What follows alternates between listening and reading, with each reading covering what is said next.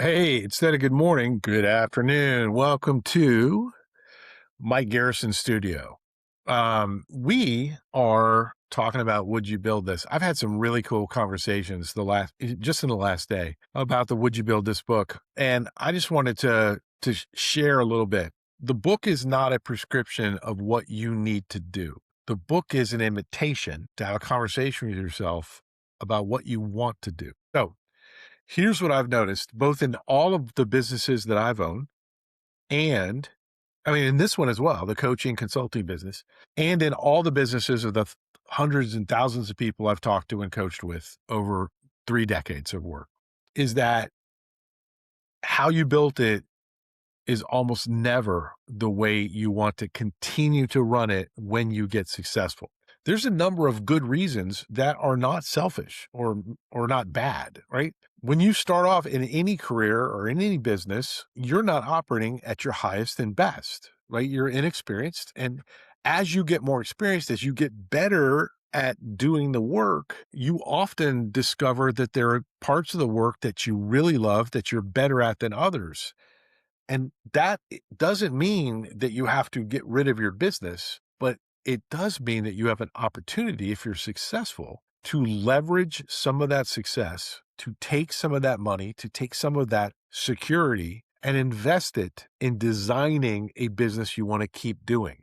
You don't necessarily got to just hang in there and grit your teeth and hang on by your fingernails till the end and then figure out how to have a great life. What I'm really talking about is this. I love exit planning. I'm a proud member of Exit Planning Institute and the Growth Drive community. I want you to think about moving to things, not from things. Would you build this, meaning designing a firm you would build right now, isn't about blowing up what you did. It's not about invalidating the path that got you to success. It's about using that success, like you earned this challenge. You earned it. Like you won it. Let's use it. Let's recreate. And it starts mentally and in your heart. Let's recreate the future path because you're now in a position where you can design it, right? So for some of you, especially financial advisors, selling clients that you're not as passionate about working with doesn't mean you don't value them or you don't believe in them or they're not good people, but that if they don't fit the place where you want to go, chances are you're not the best fit for them either. And selling them because you created that stream, selling them isn't just a cash out for you. It can instead be a recapitalization that allows you to invest in a future. Or if your pathway doesn't require capital, the pathway to a better, more fulfilling life doesn't require capital, it allows you to allocate your personal portfolio better. Like one of the worst things to do when planning to sell a business, exit planning, is to do I'm a former financial advisor. You may be a current one or you may have one. Like the worst piece of advice you can ever do is plan on selling all your stock on one day in advance. Think about it.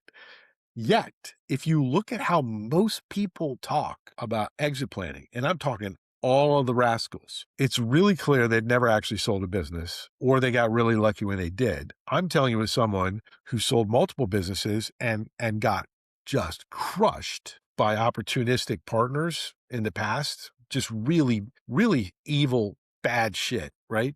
I'm telling you that selling everything all at one time is almost never a good strategy. I like taking bites off the apple, taking chips off the table at different points, no matter what business it is. Because number one, that allows you to have a less risky exit, right? But it also allows you to, in some cases, have an even better result.